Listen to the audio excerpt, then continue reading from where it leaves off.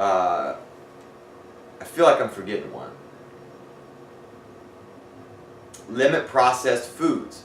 So limiting processed foods, limit all of your sodium nitrate based foods like uncured bacon or bacon, that's cured, or cured meats, or pepperoni and all that other garbage. That is not good. That's not whole food in its natural form. Okay, steak is very good for you. Pepperoni, not good for you. Okay, they put a bunch of preservatives and a bunch of crap in that stuff, which is gut irritants, which is not good for our health. Okay, it can wreak havoc on your intestines and the whole digestive process. We want to stay away from that. What else do we want to try to stay away from? We want to refined carbohydrates. So these box cereals, potato chips, cookies, all these things that you think that you love and you think that you need, you're just trained into eating them. I swear to God, you guys, you're in the matrix right now, and you can train yourself to get away from that crap. Okay? But you have to try and get on this whole food and add whole food, add the vegetables, add more fats, do things the right way long enough to kick those cravings. Okay? Eat vegetables to curb cravings. So, late at night, if you're like me, you might have cravings. You might want something extra. You might eat dinner, and you might, your appetite might be through the roof. Or you might be bored and just be watching TV and want to eat something, and it comes down to either you're breaking your diet one way or the other, right? You're either going to break it and eat a jar of peanut butter or a whole thing of ice cream, or you can do this step, which is eat as many vegetables as you want. Okay? So I'm not saying do this every night, but when it comes up and you feel like a binge eating session is coming on, just grab a vegetable of your preference. I like to do broccoli, raw cauliflower, and carrots, and I'll dip it in like tzatziki yogurt sauce or hummus, like garlic hummus, right? Now, yeah, there's some calories in there, but I'd rather do that than have go off and eat a bunch of really sugary foods and chips, and have 2 bags of chips or a bag of chips and just go off the rails and actually set myself back.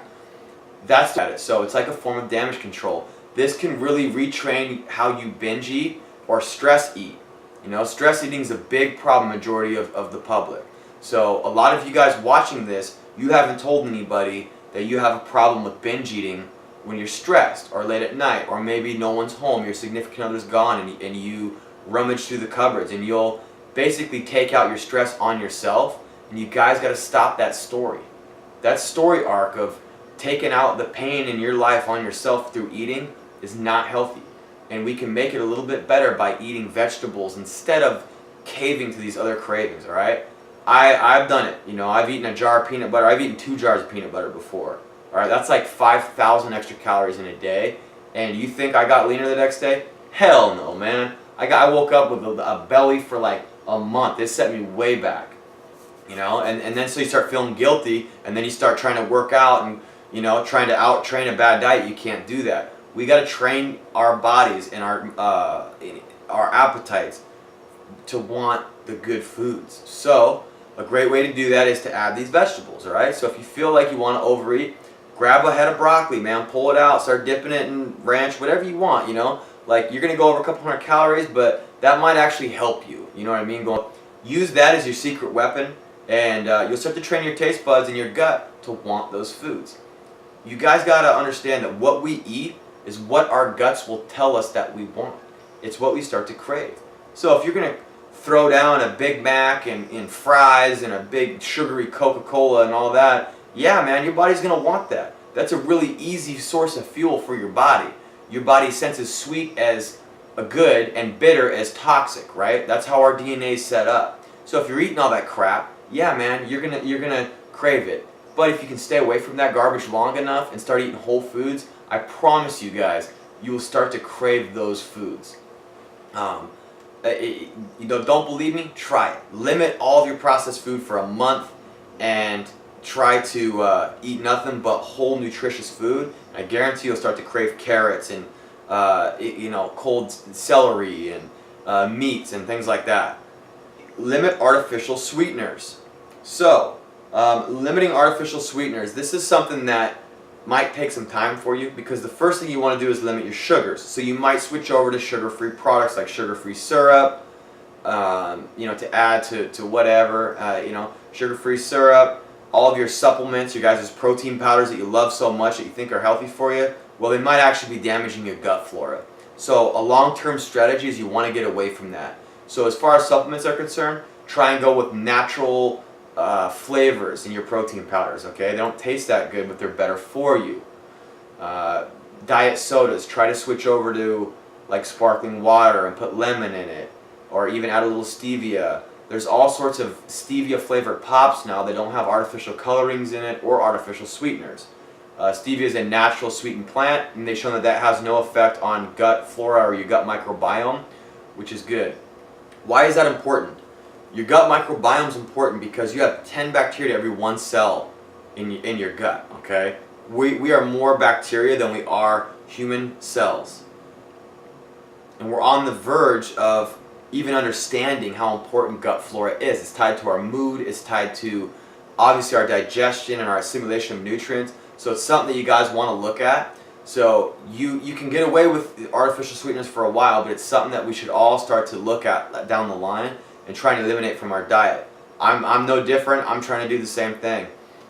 If you guys have really inflamed guts and bad digestion and your bowel movements aren't very healthy, maybe you got diarrhea, or maybe your stool is hard, you're probably not digesting things properly. So it would behoove you to get away from a lot of these artificial sweeteners, at least until you can correct your gut with adding fermented foods and getting that gut healthy, and then you can try and reintroduce them and have your diet soda every now and again. All right.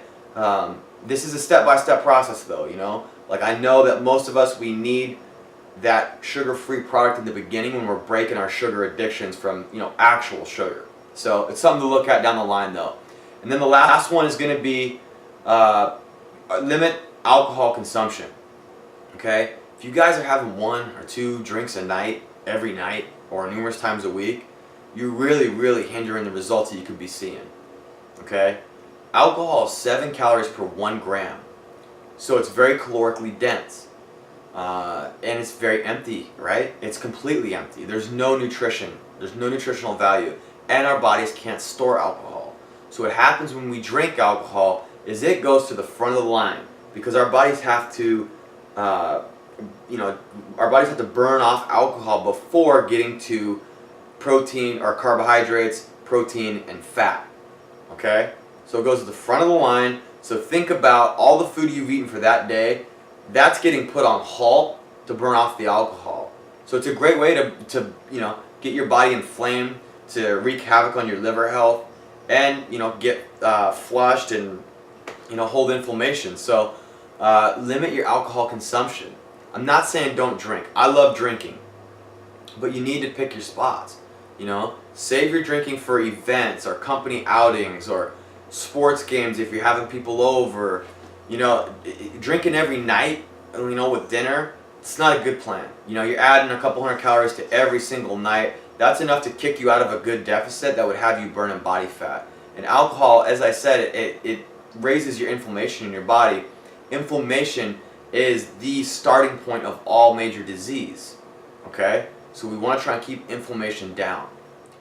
So that's 10 quick tips on just how to improve your overall health, lose body fat without counting a single calorie, without weighing your food. These are just general recommendations from me, things that have helped hundreds of my clients over the years get healthier, and and literally it's just basic guidelines. So pick ones that resonate with you, practice them, keep watching this video over and over, practice a couple of them, scrap the ones that you don't think you need right now or might be a little too challenging. The big thing is don't overwhelm yourself, especially if this video speaks to you and you're not into like tracking your calories and weighing your food and all that. You guys, don't get ahead of yourselves, man. You got to think about this. Like, what's spending 1 to 2 years of your life slowly implementing good habits if you keep it for the next 40 years? Okay? That's what I want you to look at. Fuck a 12-week transformation, okay? A lot of these jokers that you're going to get ripped in 12 weeks, you don't want to get ripped in 12 weeks, man. You want it to be slow and steady so you can keep it. Because if you crash into something, boy, you're going to crash right out of it, man. So you need to do things slow, do things healthy, learn your body, learn how your body ticks and how it works. What is it like? What is it not like? You got to learn how to get intuitive.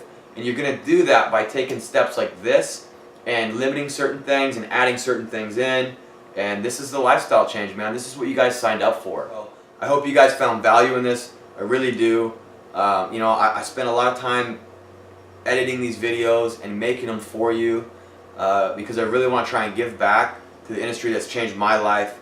And you know, I really hope that you find value in this. And if you do, please like, share, and subscribe to this video, this channel. Share this on your social media. Try and help pump it to your friends, and let's get everybody healthier. You know, we got 1/3 of this country is diabetic or pre-diabetic.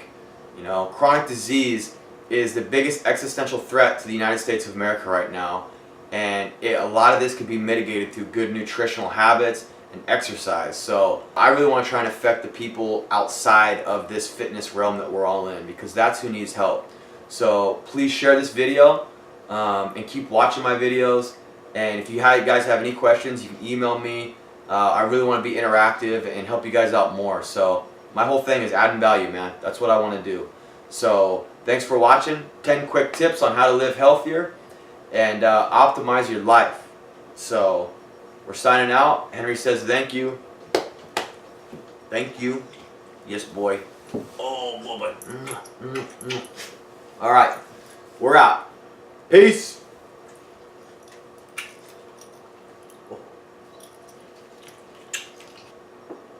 Boy, these pit bulls are mean.